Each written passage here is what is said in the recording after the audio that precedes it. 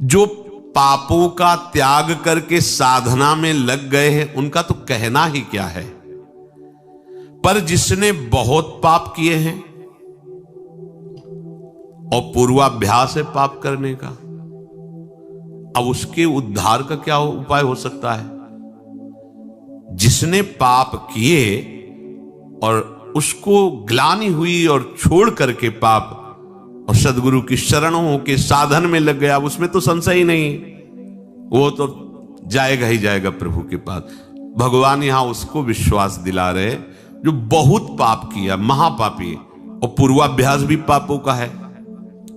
अब उसको भी अपने उद्धार के विषय में निराश नहीं होना चाहिए भगवान के वचन मान करके। महापापी से पापी मनुष्य भी यदि सोच ले कि इसी जन्म में अब मुझे अपना कल्याण करना है, तो पुराने पाप उसको बाधा पहुंचाने की चेष्टा करेंगे। ऐसा नहीं कि वो शांत बैठे रहेंगे। वर्तमान के पाप उसको बाधा पहुंचाने की चेष्टा करेंगे, पर वर्तमान में साधु संग हो गया और उसने ठान लिया है कि मुझे अपना कल्याण करना है, उस ठानने में वो उनकी बात मानेगा। वर्तमान के पापों पर रोक होनी शुरू हो जाएगी और उनकी बात मानने पर उपासना में धीरे धीरे रुचि होने लगेगी, और जहां रुचि हुई तो पूर्व पाप जो बाधक हो नष्ट होना प्रारंभ हो जाएंगे। उसके हृदय में यह निश्चय होने लगेगा कि आज से मैं कभी पाप नहीं करूंगा। ध्यान दीजिए, ये कब हम जाने कि हमारे पुराने पाप नष्ट हो रहे हैं? तुम्हारे हृदय में जब ये निश्चय होने लगे आज से मैं पाप नहीं करूंगा, तो आपका हृदय इतना पवित्र होने लगा है कि पाप ना करने का निश्चय करने का अधिकार कर रहा है। केवल भगवत प्राप्ति के लिए ही अब मैं चेष्टा करूंगा। उसके पापों का नाश होते देर नहीं लगती। जहां ऐसा निश्चय किया, फिर समझ लीजिए पुराने पाप जो बहुत समय से कर रहे हैं वो भगवत मार्ग में नहीं आने देते, आने ही नहीं देते। वो बहुत बड़े बंधन है। कहीं भगवत कृपा से साधु समागम के शब्द पड़े और ये लगा कि मैं तो महान पाप करने वाला नीच हूं, मेरा कल्याण कैसे होगा? देखो वचनों का प्रभाव, सत्संग सुनने से मेरा कल्याण कैसे होगा, ये बात आ गई। अच्छा, कल्याण तो साधु महात्माओं के संग से, सत्संग से होता है, पर मेरा अभ्यास वर्तमान में पाप करने का कैसे बनेगा? उनके समीप गया, अपने कल्याण के लिए जो चेष्टा करनी चाहिए वो संत महात्मा बताने लगे। उनके शासन में ध्यान रखना है। यदि आप जैसे वाल्मीकि जी ब्रह्म के समान हो गए तो उन्होंने संत का शासन स्वीकार कर लिया। जब तक हम नावे तब तक ये बैठे रहना हो, तो नाम सीधा नहीं जप सकते तो उल्टा जपो, मरा मरा मरा, सिद्ध हो गए। संत का शासन संपूर्ण दुर्वासना और पाप का नाश करने के लिए होता है। जहां उस संत का शासन स्वीकार किया तो हृदय में बात आने लगती है, अब लो नशानी, अब ना नशा, बहुत पाप किया, अब नहीं करूंगा, हो गया। ये जब आने लगे तो जान लो पूर्व जो पाप बाधक थे वो नष्ट हो गए। तभी ये बात, जो पे दुष्ट हृदय सोई हुई, मोरे सन्मुख आओ की सोई। अब जे ही उसने ये जीवन में निश्चय किया आप केवल भगवत प्राप्ति, तो उसके सारे पाप नष्ट होने में देर नहीं लगती। अब उसे जैसे कोई पूर्व वाला देखे, कंठी बांध लिया, तिलक बांध लिया, ये हम जानते हैं, शराब पीता था, व्यभिचार करता था, कत्ल करता था, ऐसा वैसा, तो उसके लिए भगवान आदेश करे, साधु रे समंतव्या सम्यक व्यवसिता, ऐसा आप उसे साधु मानो क्योंकि मेरी शरण में हो गया है। मैं कहता हूं अपिचेत सुदुराचारो भजते मां मनन्य भाग, साधु रे समंतव्या सम्यक। कल था आज मेरा हो गया है। अब इसे आदेश करते भगवान, साधु मंतव्या, तुम इसे साधु ही मानो क्योंकि मैं करूंगा इसे साधु, करो सद्यते ही। उसी के आगे श्लोक, क्षिप्रम भवति धर्मात्मा, बहुत जल्दी मैं उसे धर्मात्मा महात्मा बनाऊंगा। जब बनाने वाले कह रहे मैं बनाऊंगा तो आप फिर अपने को मानने में क्या है? ऐसे उसके पाप नष्ट हो जाते हैं जैसे 100 वर्ष से घना अंधेरा छाया हो और आप प्रकाश प्रकट करें तो 100 वर्ष में ही क्या हो, अंधेरा नष्ट होगा क्या ना, 1 मिनट में खत्म हो जाए। वो प्रकाश जो ही जला अंधेरा खत्म। ऐसे ही पाप नष्ट होता है। बोले बहुत पुराना पापी है और ऐसे ही खत्म हो गए। ऐसे खत्म होता है शरणागत का पाप जैसे 100 वर्ष से साल में अंधेरा है, एक बल्ब जला 1 सेकंड में प्रकाश हो, खत्म अंधेरा 100 वर्ष का। अब उसके लिए यह सिद्धांत नहीं कि 100 वर्ष आप प्रकाश करो तब अंधेरा खत्म, नहीं, ऐसे ही एक क्षण में पाप सारे के सारे भस्म शरण ने स्वीकार कर लिया। शरण ने आम तो आम सर्व पापेभ्यो मोक्षयिष्यामि मा शुचा, मैं पवित्र करूंगा। कितने घंटे में, 1 सेकंड में, जा खत्म। जैसे प्रकाश हुआ 100 वर्ष का अंधकार नष्ट, ऐसे अनंत जन्मों के पाप सन्मुख होए जीव मोय जमहि, जन्म कोट यघ नासों। विश्वास करो इस बात पर।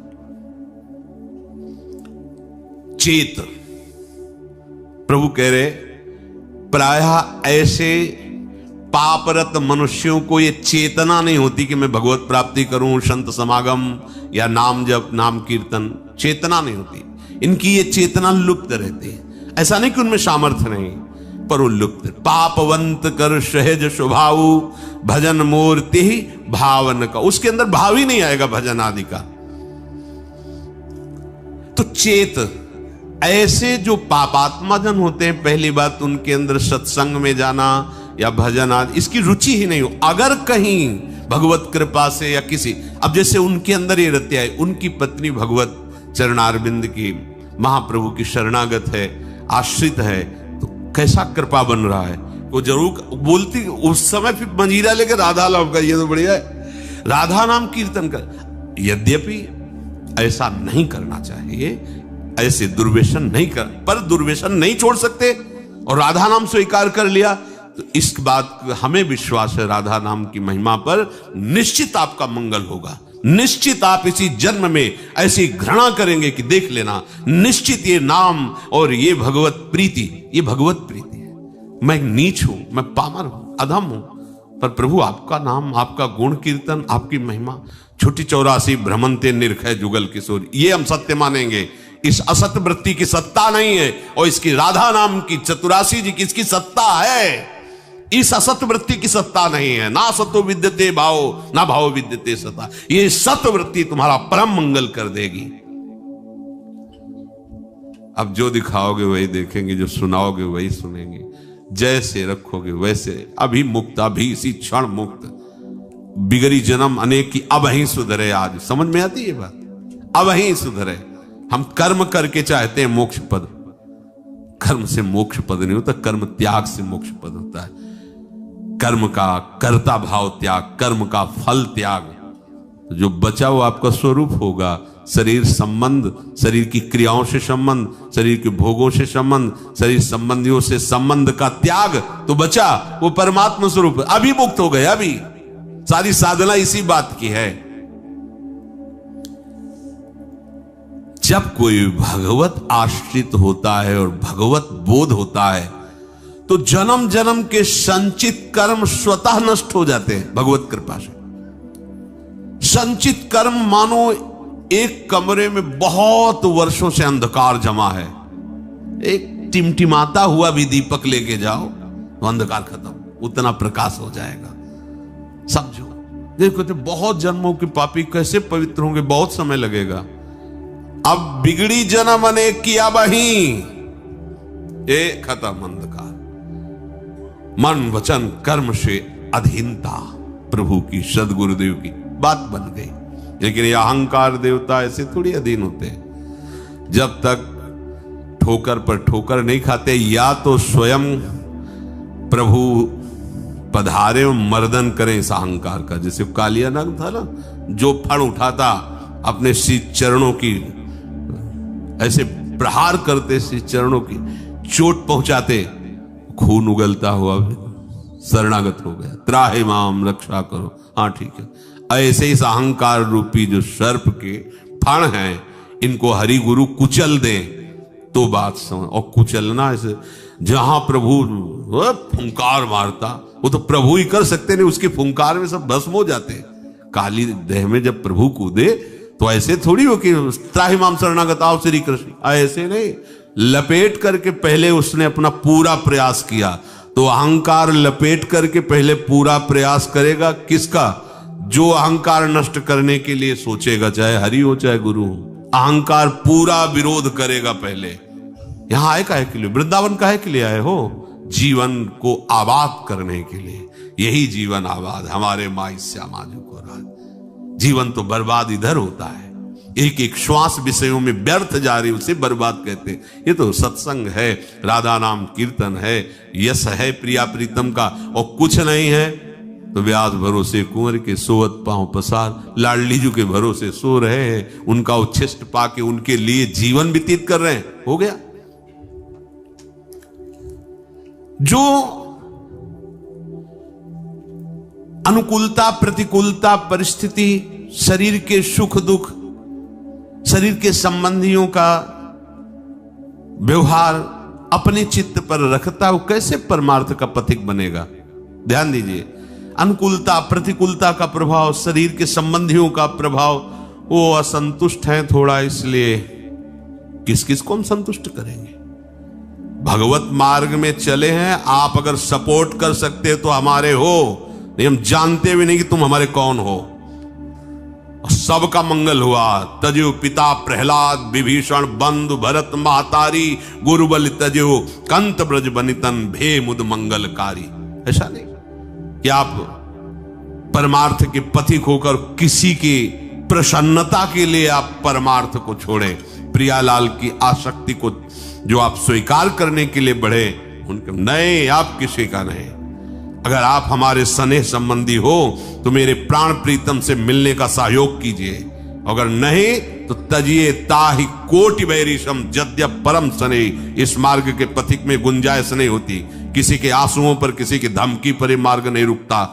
ये मार्ग केवल हृदय की उत्साह संपन्न वृत्ति से भगवत मार्ग को स्वीकार किया जाता है। अब जो होगा देखा जाएगा।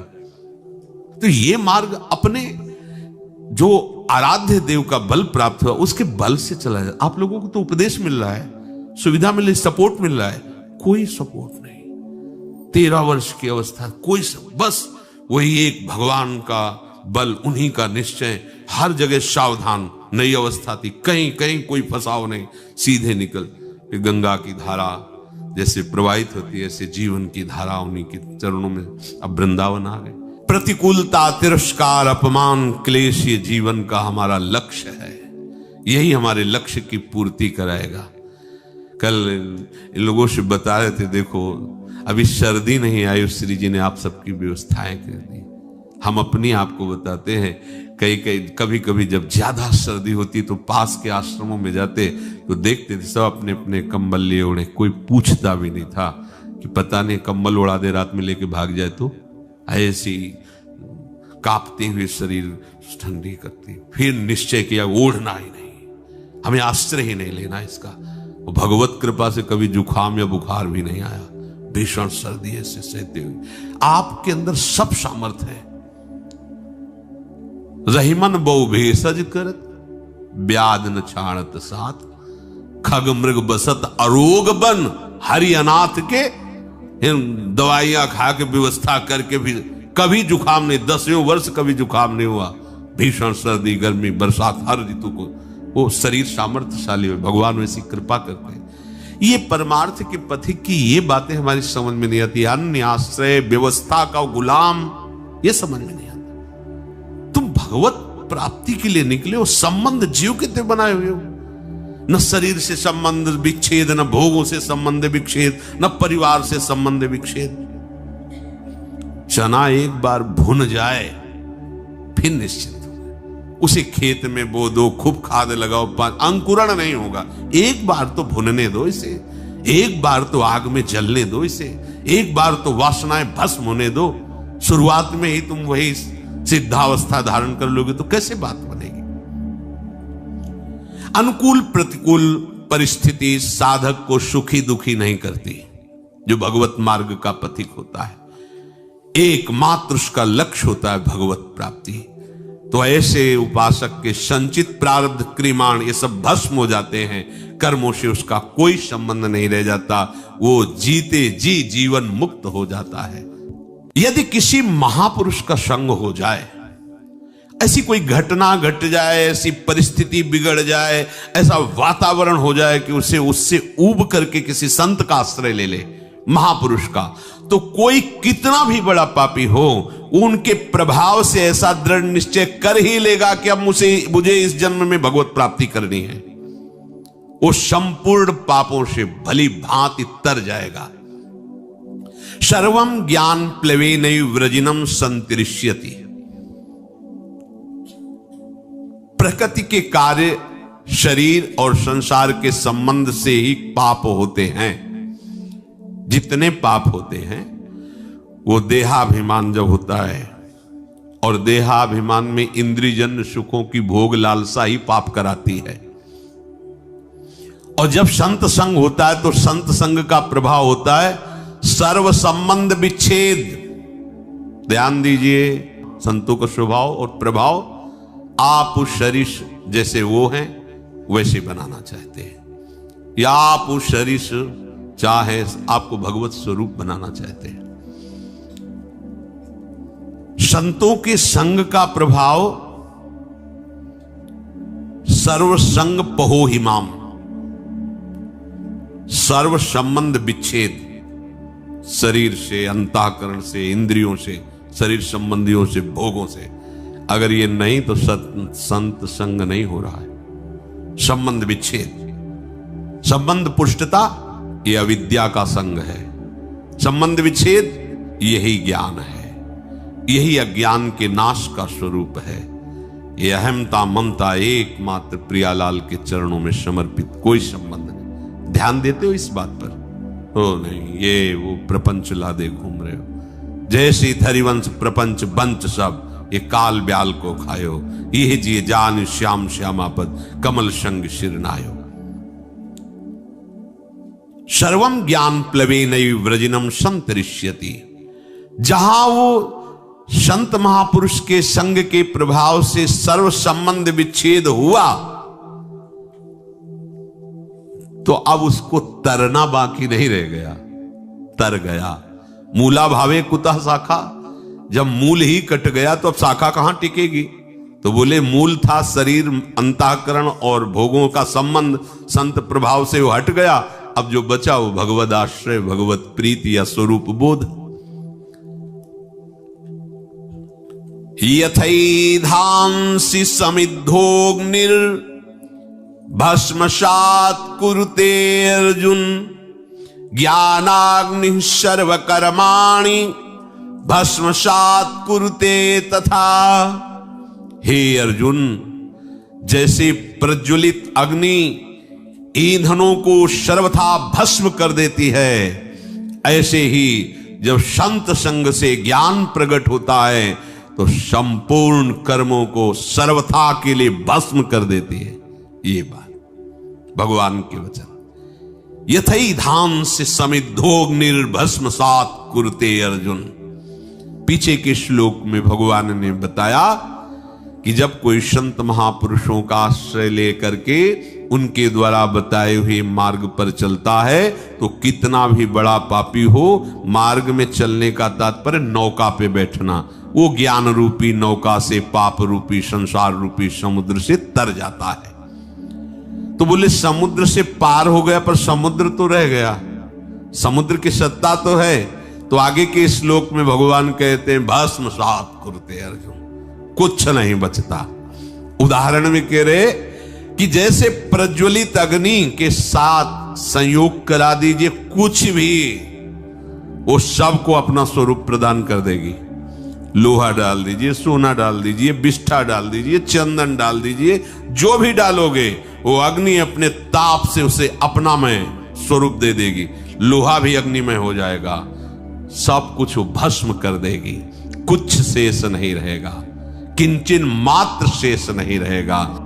जैसे अग्नि सब कुछ भस्म कर देती है, ऐसे ही संत संग के प्रभाव से प्रकट हुई ज्ञान रूपी अग्नि से संचित प्रारब्ध क्रियमाण सब भस्म हो जाते हैं। संचित प्रारब्ध, क्रियमाण तीनों कर्म भस्म हो जाते हैं। अग्नि में जैसे काष्ठ का अत्यंत अभाव हो जाता है, ऐसे ही संत संग से प्राप्त हुए ज्ञान से पूर्ण समस्त बंधनों का अभाव हो जाता है। सब बंधन भस्म हो गए, कोई बंधन नहीं, न कर्म बंधन, न शरीर बंधन, न भोग आसक्ति, न देह के संबंधियों का बंधन। तात्पर्य है संसार शरीर से संबंध विच्छेद हो जाने पर ही विशुद्ध बोध होता है, और वही जब कहो तो उसे माना जाता है कि हमारे साथ कटु व्यवहार हो रहा है। ये कटु व्यवहार तुम्हारे माने हुए राग पर हो रहा है। जब तक इस राग का तुम वैराग्य में परिवर्तन नहीं करोगे विवेक के द्वारा, तब तक परमार्थ का अनुभव नहीं हो सकता। ये परम तत्व सिद्धांत निगमागम को सार, श्री रूप लाल हित गुरु कृपाते लख लिख्यो सुविचार। श्री गुरुदेव की कृपा से रूपलाल गोस्वामी जी कहते हैं, मैंने जो नित्य विहार वृंदावन के सहचरी भाव का सिद्धांत अनुभव किया, वही तुम्हें लिख करके बता रहा हूं। जाही अनुभव होई सोइया रस को पावे, भूले गतिमति देह नेह जग के बिसरावे। जिसके हृदय में सहचरी भाव का जागरण होता है, वो सदैव इस रस में स्थित रहता है। उसको ना शरीर की चिंता रहती है, ना वास की चिंता रहती है, ना परिवार की चिंता रहती है। गृहस्थ हो या विरक्त हो, एक अलमस्ती छा जाती है, और स्वयं भगवान उसके भरण पोषण की सब जिम्मेवारी, योगक्षेमम वहाम्यहम्। देखो, ये चिंता नहीं होनी चाहिए कि आज हम यहां हैं, हमारा भरण पोषण हो रहा है, कल क्या होगा। अगर कल की तुम्हें चिंता है तो तुम शरणागत नहीं हो। शरणागत कल की चिंता नहीं, जिसने आज दिया है। अरे जब दांत न थे तब दूध दियो, अब दांत दियो ताको अन्न भी दे हैं, जल में थल में नभ में। पशु पक्षिन को दे तो को भी दे हैं, काहे को मूढ़ विचार करत, बेक मतलब व्यर्थ की चिंता कर रहे हो। देखो कितना बड़ा कृपालु भगवान। मैया के शरीर में एक बूंद दूध नहीं होता। जब बालक का जन्म होता है तो भगवान उसके रक्त को दूध में बदल देते हैं, और उतना ही गर्म, उतना ही मीठा और उतना ही पावर युक्त जितना बच्चा सह जाए। कैसे कृपालु भगवान है। जब दांत नहीं थे तो मां के शरीर से रक्त को दूध में परिवर्तित करके भरण, अब काहे को चिंता करता है। गर्भ में कौन व्यवस्था कर रहा था, वही तो भरण पोषण कर रहे थे प्रभु। लोग समझ नहीं रहे। वैष्णव होकर, भगवत दास होकर कल की चिंता करते हो। तुम्हें कभी ऐसा नहीं लगता कि स्वामिनी के चरणों का भरोसा ही नहीं आया है। अरे नरक स्वर्ग अपवर्ग आस नहीं त्रास है, जा राखो ता रहो मान सुखरास। ये जीवन प्रिया जी को दिया है। नाम रूप का निरंतर चिंतन करते हुए प्रियालाल जहां जैसे रखे। शरणागति का बहुत बड़ा बल होता है। अभी शरणागति नहीं हुई, इसीलिए बहुत सी त्रुटियां हृदय में अपना स्थान बनाए रहती हैं। जाही अनुभव होई सोइया रस को पावे, भूले गतिमति देह नेह जग के बिसरावे। सांसारिक संबंध फीके लगने लगते हैं। ये मृत शरीर दिखाई देने लगता है, मरा हुआ है। बस जब तक ये चल रहा नहीं, पहले ही वो मरा हुआ अनुभव में आ जाता है। रसिक उपासक संग करे, छिन छिन रुचि बाढ़ है। ये बहुत कठिन है रसिकों का संग। अगर रसिक संग में छिन छिन रुचि बढ़े तो ये दशा आ जाएगी। सुनत नाम गुण रूप पुलक गदगद तन का है। नाम सुनते ही, रूप सुनते ही, लीला चरित्र सुनते ही रोमांच होने लगे। मेरे प्रियालाल की बात हो रही। ये रसिकों के संग से प्राप्त होता है प्रेम। रेमन रसकन संग बिन रंचन उपजय प्रेम। इस संसार में मोह रात्रि अज्ञान की ऐसी फैली हुई कि सब सो रहे हैं, सब स्वप्न देख रहे हैं। मेरी पत्नी, मेरा पुत्र, मैंने ये भोगा, मैं भोग लूंगा, ये मैंने जमा कर लिया, ये जमा कर लूंगा, ये कर लिया, वो कर लूंगा। ये स्वप्न चल रहा है। निशा तिमिर अज्ञान मध्य कोई एक जागे। अरबों खरबों सब मनुष्य शरीर है, सब सो रहे हैं। मोहनिशा सब शोभनिहारा, देखे स्वपन अनेक प्रकारा। ये अनेक प्रकार का स्वप्न देख, कोई बिरला एक जगता है। क्या जगता है? ये जन्म अब भगवत प्राप्ति के लिए। अब मनमानी आचरण नहीं करूंगा, अब शास्त्र और गुरु की आज्ञा के अनुसार चलूंगा। तो बिरहे उपास विशास प्राणपति सो अनुरागे। उसके अंदर विरह, उपासना का फल क्या है? विरहाग्नि जग जाना, प्रियाजू के मिलन की, प्रियालाल के मिलन की, प्राणपति श्री जुगल सरकार के मिलन की विरहाग्नि जल जाना। कैसे मिलेंगे? कैसे उनको देख पाऊं? वो देख पावे या न देख पावे, हर समय वो विकल रहता है। कैसे देखूं? कब मिली है पिय प्राणनाथ मनमोहन प्यारो। ये वेदना देखो ना, हृदय में क्या तुम्हारे चल रहा है? ये वेदना चलती है। कब मिली है प्रिय प्राणनाथ मनमोहन प्यारो, ललित त्रिभंगी रंगी प्यारो गुणगन गारो। कब मुझे लालजू मिलेंगे जो ललित त्रिभंगी समस्त गुणों के समुद्र हैं, बड़े प्यारे हैं, अद्भुत लावण्य है। कब मिलेंगे हमारी प्यारी जू? कब मिलेंगी? ये कभी अंदर की बात, अंदर चले।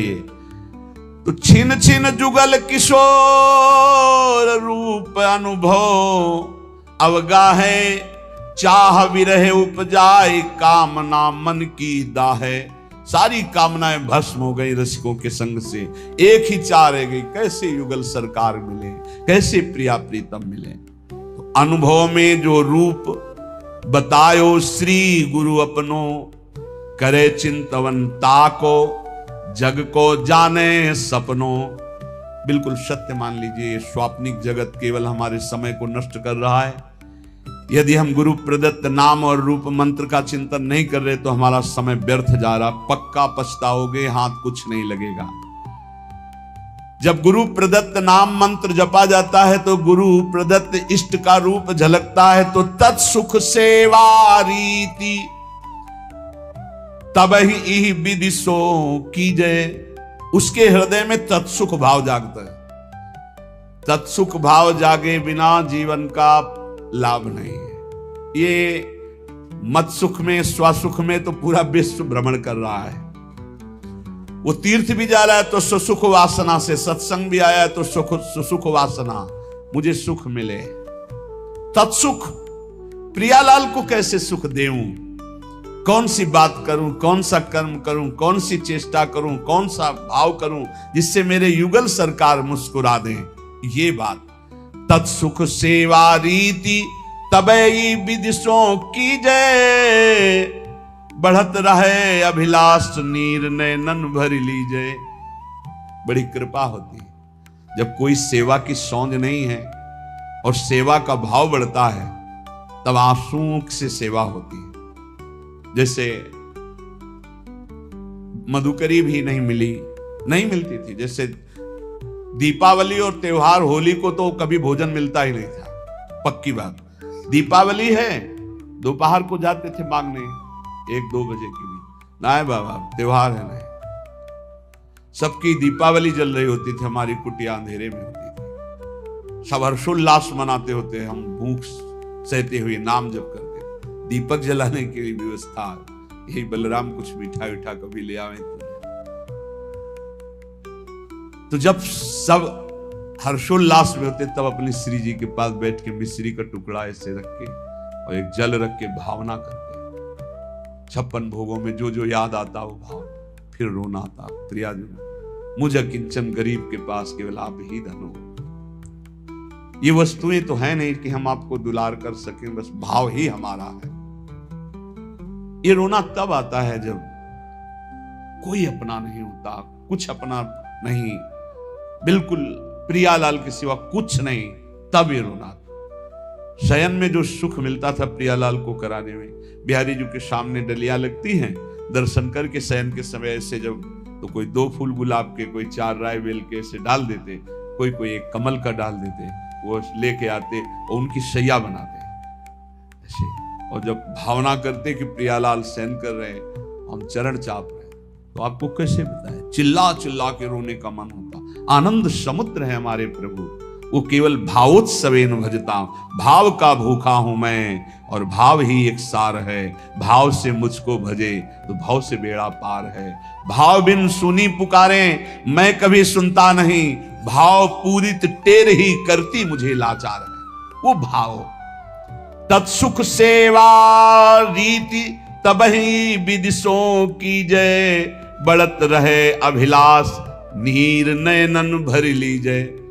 कभी हमने अपनी प्रियालाल की पोशाक नहीं पहना पाए, कभी ले ऐसे ही विराजमान, ऐसे ही रज के पात्र में जो माधुकरी मिली दिखा दिया। उस समय जो भाव आता रुदन का, ये अपने प्रभु को मैं कुछ भोग नहीं लगा सकता, अपने प्रभु का कोई श्रृंगार नहीं कर सकता। हर चीज पैसे से, इत्र है, चंदन है, सब पैसे। और पैसा विषयी पुरुषों के संग से, और विषयी पुरुषों को रिझाने की कला अलग होती, अपने पास वो नहीं है। अपने पास तो प्रियालाल के रिझाने की कला है, तो फिर वो ठसक बनी रहती, उसमें चाटुकारिता नहीं होती विषयी पुरुषों की। कब देखो इन नैन प्राणपति प्यारी संगा, लगी रहे चित चाह प्रेम पुलकित अंग अंगा। ये हृदय में स्थिति प्राप्त होती। कब देखो इन नैन प्राणपति प्यारी संगा, प्यारी के साथ प्यारी के प्राणपति श्री लाल, कब प्रियालाल को देख। उस हृदय के क्या महान स्थिति होगी जिसकी सब चाह मिट गई, एक चाह रह गई, कब मैं भरकर नेत्र अपने प्रियालाल को देखूं, नेत्र भरकर कब देखूं। लगी रहे चित चाह प्रेम पुलकित अंगा, पुलकित अंगों से हर समय एक ही चाह अपने प्रभु को देखूं। स्वप्रकाश उसी समय, बस चाह की जरूरत है। ये हमने बड़े महापुरुषों से पूछा कि भगवत प्राप्ति कब होती है, तो उन्होंने कहा जब प्रबल चाह जागृत हो जाती है। गुरुदु सुश्रम राजन कृष्ण दर्शन लालसा। लाडली कुंज में गुरुदेव भगवान जब विराजमान, तो उस समय एकांत में पूछा तो महाराज जी श्री जी कब दर्शन देती है? तो कहा जब श्री जी के सिवा और कोई चाह न रह जाए, और वो चाह भी सही न जाए कि अब रहा नहीं जा रहा, अगर श्री जी ना मिली तो प्राण निकल जाएंगे, बोले उसी समय श्री जी मिल जाएंगे।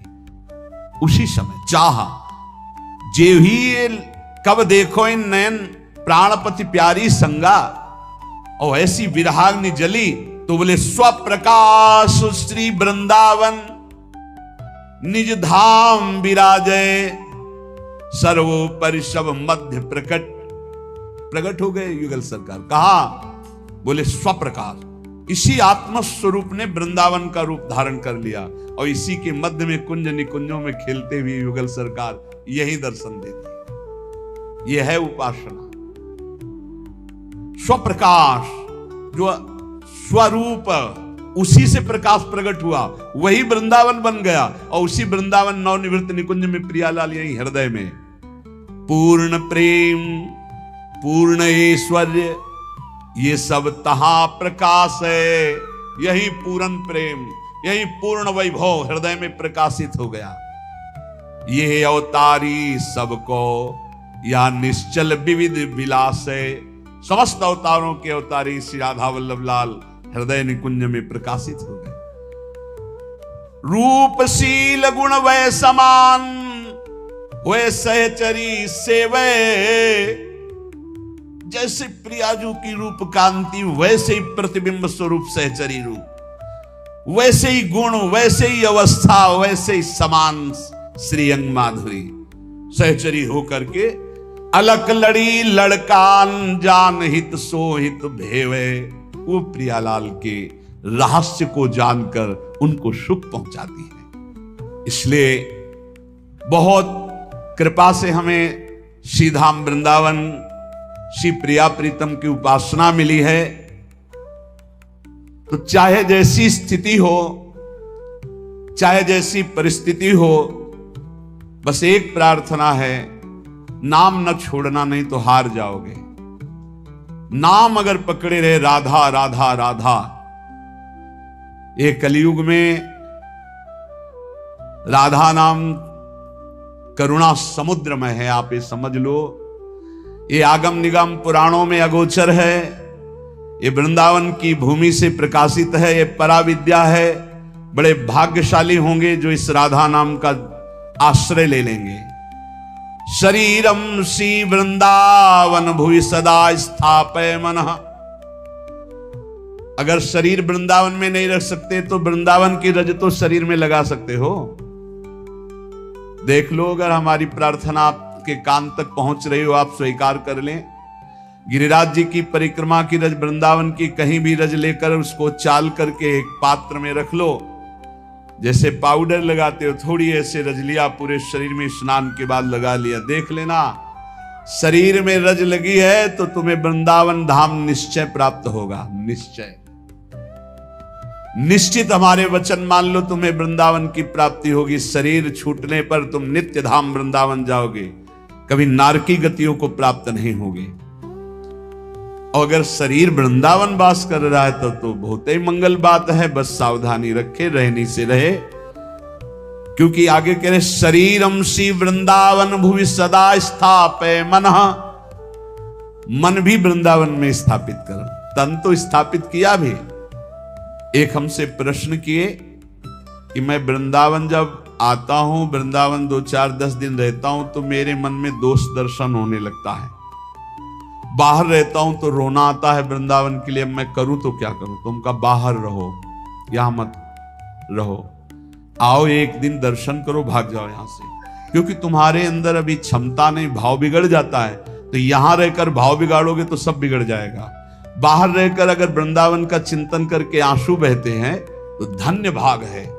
श्री वृंदावन को चिंतवन यह दीप उर्बारी, कोटि जन्म के अगतम ही काट करे उजियार।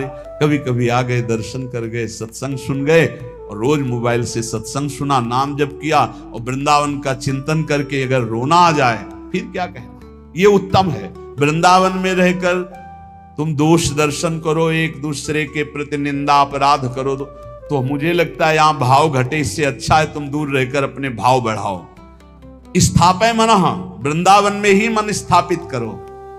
अब वृंदावन में दोष दर्शन करोगे, अपराध करोगे, वैष्णव द्रोह करोगे, ठीक बात नहीं है। वो कह रहा था मेरा भाव बाहर से बहुत बढ़िया बनता है, भावोत्सवेन भजताम। अगर भाव बढ़िया बनता है तो भाव बनाओ।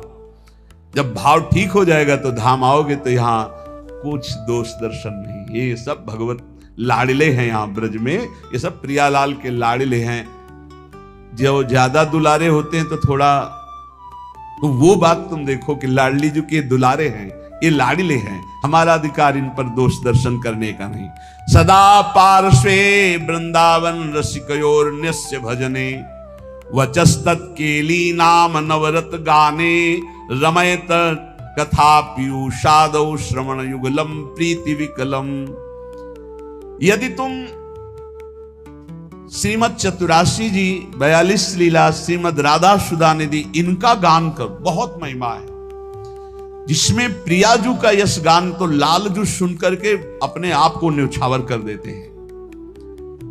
यदि लीला गायन में तुम्हारी रुचि हो जाए, नाम जपने में तुम्हारी रुचि हो जाए, और लीला सत्संग सुनने में तुम्हारी रुचि हो जाए, तो श्रीपाद कह रहे हैं अब तुम निश्चिंत हो जाओ प्रीति विकलम के लिए। अब प्रियालाल का प्रेम तुम्हें प्राप्त होगा, प्रियालाल की निश्चित प्राप्ति हो जाएगी। श्री भगवत रसिक जी महाराज कृपा करके कह रहे हैं कि जीभ जुगल नाम ही जपे, द्रगन बिलोके रूप, उदर भरे अलिवृत्ति सो, छाण स्वान मृग भू। बोले निश्चित उस विरक्त महाभागवत को भगवत प्राप्ति हो जाती जो ऐसी रहने से रहता है। कैसी?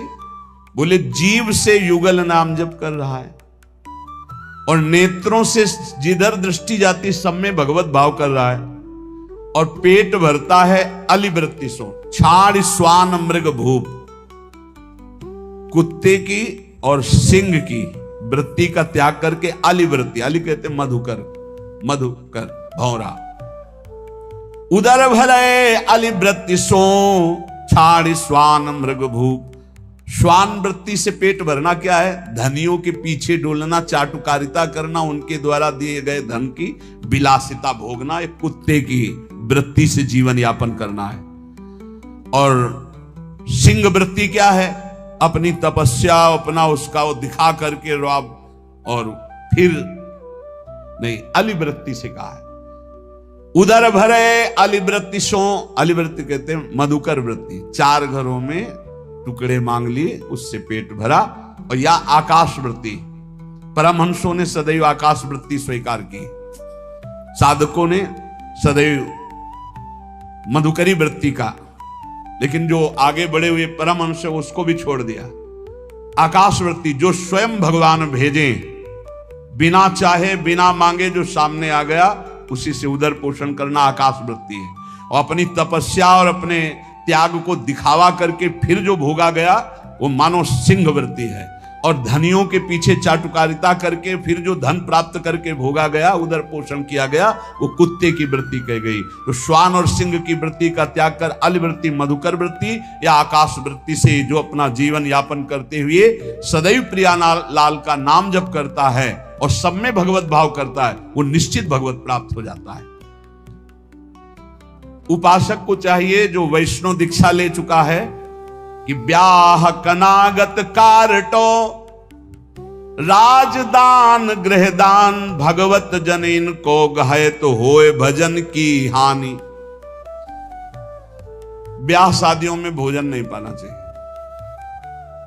तो आप कहेंगे तो व्यवहार ही नहीं चल पाएगा, फिर हमारे व्यवहार में कौन आएगा?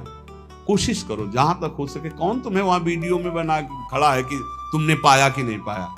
सब अपवित्रता का राज्य होता है। अगर आप वैष्णव हो तो भगवत समर्पित भोजन पाओगे। एक वो सिस्टम होता है जिसमें ऐसे भर के सब रख दिए और सब ले ले करके पा रहे, इसमें क्या पवित्रता है? आप मतलब ऐसा तो है कि एक बार लेकर के फिर आप ले सकते हैं, कोई भी ले सकता है, देने वाला कोई नहीं, अपने आप से उठाओ और खाओ। वाह, तो सब अपवित्र हो गया कि नहीं हो गया? उसी जूठे हाथ से आप ले, उसी जूठे हाथ से वो ले, उसी कहां वैष्णव सिद्धांत रह गया? पहले गांव में तो ऐसे पवाया जाता था, सबके पैर धुले जाते थे, पट्टी बिछाई जाती थी, बैठाला गया, सुंदर पत्ते के वो पत्तल धोने और फिर रज के कुल्हड़ आदि पात्रों बढ़िया और परोस करके फिर जय जयकार हो, गांव में भी जयकारा लगता था। और फिर ऐसे और जो पूज्य जन होते थे उनको भेंट देकर पैर छू, ऐसे सम्मान। अब ये जूता पहने और सब पवित्र भोजन, तो इसीलिए मना कह रहे हैं ब्याह का भोजन नहीं लेना चाहिए। विरक्त को तो बिल्कुल नहीं लेना चाहिए। गृहस्थी में अपना देख लो, काम चला लो। उस दिन पेट दर्द कर रहा है ऐसा कह दो, नहीं, अपना बोल दे कि भाई आज हमारा पेट खराब है, उल्टी जैसा लग रहा है, अगर इतना भी पाया तो उल्टी हो जाएगी, अगर आप चाहो तो नींबू पानी ले सकते हैं। ऐसे काम चलाना चाहिए। अपनी वैष्णवता पवित्र, अब उन्हीं में लोग मदिरा दिरा प्रिय उसी से ले रहे हैं, उसी से आप लोगे जूठा, कैसे भजन बनेगा?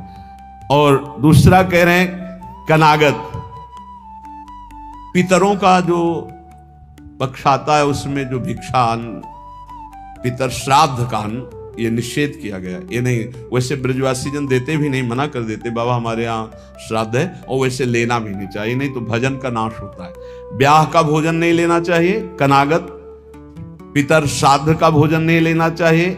और कारटो, वो जो तेरही, जो शरीर छूटने के बाद वो भंडारा होता है, वो वैष्णव जनों को नहीं पाना चाहिए। अब अपने घर में है तो बात अलग है, लेकिन निमंत्रण का नहीं पाना चाहिए। और विरक्त को तो पाना ही नहीं चाहिए। ब्याह का नहीं पाना चाहिए, पितृ श्राद्ध का नहीं पाना चाहिए। और कारटो कहते तेरही, जो 13 वहां शरीर पूरा होने के बाद वो नहीं पाना चाहिए। और कह रहे हैं राजदान, राजा का भोजन नहीं पाना चाहिए। बड़े राज पदों पर विराजमान उनका प्रतिग्रह नहीं लेना चाहिए। और यहां प्रायः हम प्रार्थना करते हैं अपने जनों से कि कभी ऐसा न स्वीकार किया जाए। जो साधारण नौकरी करते हैं, किसान हैं, वो 150 रुपया दे दे तो ले ले, उससे नमक दाल रोटी खाओगे तो भजन बढ़ेगा। और जो ऊंची गड्डी के चक्कर में पड़ोगे तो फिर भाव बिगड़ जाएगा, भजन नहीं होगा। राजदंड निषेध किया गया है। राज अन्न राज प्रतिग्रह बहुत हानिकारक होता है। यहां तक कि राज दर्शन निषेध किया गया। जब महाप्रभु चैतन्य देव से कहा गया कि जगन्नाथपुरी के परम महाभागवत राजा रुद्र प्रताप जी आपके दर्शन करना चाहते हैं, तो उन्होंने कहा हाँ, आप यही करोगे ना, हमारा सन्यास धर्म नष्ट करोगे, अब राज दर्शन हम करें। यहां तक कि वो राजवेश से छुप करके और गोपी गीत कंठस्थ करके जब महाप्रभु को दूर से सुना तो कहा कौन महाभागवत अमृत रस बरसा रहा है। महाप्रभु ने आलिंगन किया। राज दर्शन, राज अन्न, राज प्रतिग्रह, ये इसलिए कि इससे बुद्धि भ्रष्ट हो जाती है, भजन में रुचि नहीं होती। और आगे कह रहे ग्रह दान, ग्रहों का दान। एक हम गृहस्थ को देखा, जब उनके लड़का बच्चा बीमार होते थे तो खीर हलवा और भेंट उसको गोद में लाते और ऐसे सामने उतारते, कहते ले बाबा। एक बार गुरुजी से पूछा कि भिक्षा में जैसे, अरे बोले ले मत लेना उसमें, नहीं कभी ऐसे। देखो लोग संत महात्माओं को क्या समझते हैं, ऐसे पवाया जाता है जैसे अपने पुत्र को पवाओ।